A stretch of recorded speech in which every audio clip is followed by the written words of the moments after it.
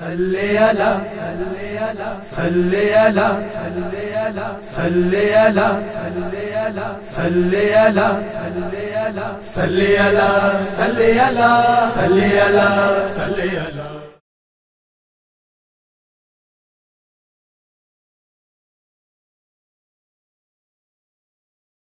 औज़ुबिल्लाहि मिनश्शैतानिर्रजीम बिस्मिल्लाहिर्रहमानिर्रहीम अल्हम्दुलिल्लाहि रब्बिल आलमीन अस्सलातु वस्सलामु अला अशरफिल अंबियाइ वल मुरसलीन व अला अहलि बैत तय्यबीन अत्ताहिरीन अल मासूमीन अल मज़लूमीन व लानतुल्लाहि अला अअदाइहिम अजमईन मिन यौमिना हाज़ा इला क़याम यौमिद्दीन अम्मा बाद फ़क़द क़ाल अल्लाहु तबारक व तआला फ़ी किताबिहिल करीम व हुवा अस्दक़ुस सादिक़ीन व क़ौलुहुल हक़ बिस्मिल्लाहिर्रहमानिर्रहीम या अय्युहल्लज़ीना आमनू कुतिबा अलैकुमुस्सियाम कमा कुतिबा अलल्लज़ीना मिन क़ब्लिकुम लअल्लकुम तत्तक़ून।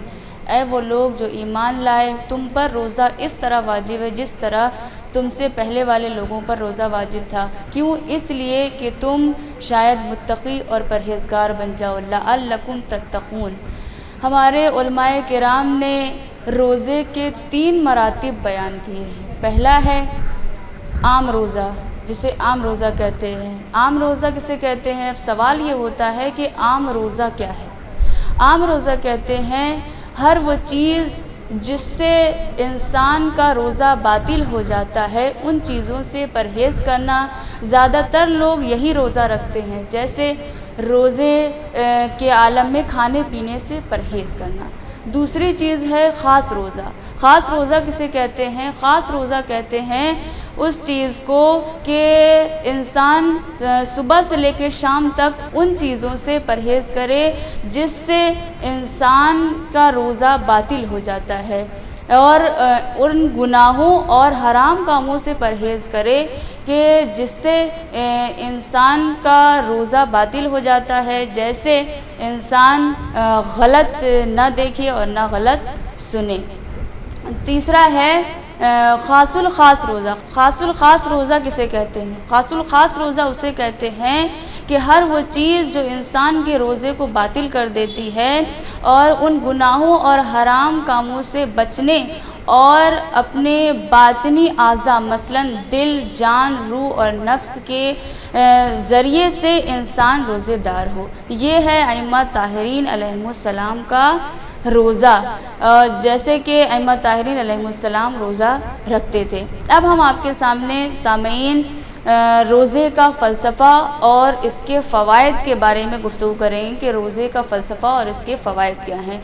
लेकिन इससे पहले हम आपके सामने रोज़े के मानी क्या हैं ये बताते चलें कि रोज़ा किसे कहते हैं। रोज़े के मानी हैं, रोज़े के लुग़वी मानी अगर देखे जाएं तो किसी चीज़ से परहेज़ करना, दूरी अख्तियार करना।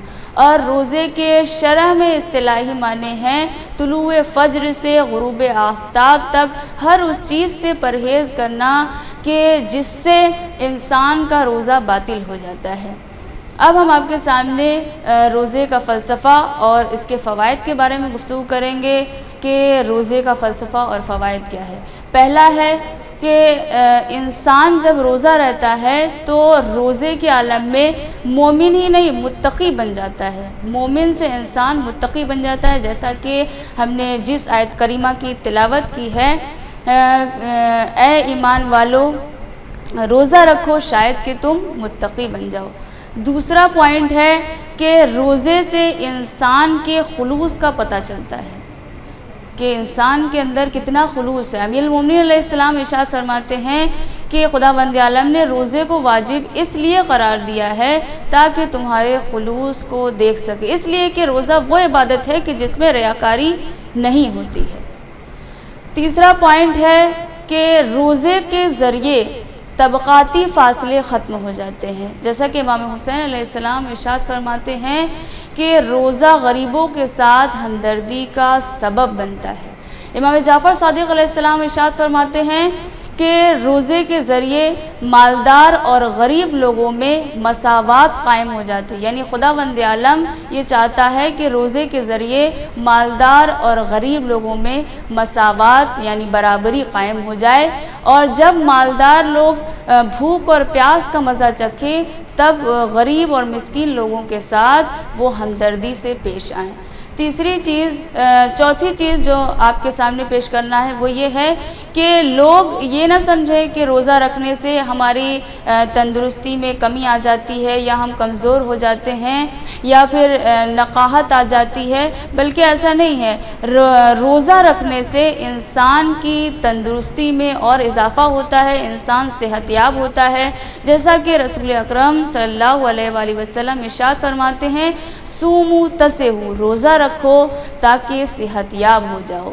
अमीर अल मोमिनीन अलैहिस्सलाम इरशाद फरमाते हैं कि जन्नत के 8 दरवाज़े हैं और उन 8 दरवाज़ों में से एक दरवाज़े का नाम है रैयान, यानी ये वो दरवाज़ा है कि जिसके ज़रिए जो इंसान रोज़ा रखता होगा वो इस दरवाज़े से अंदर दाखिल होगा।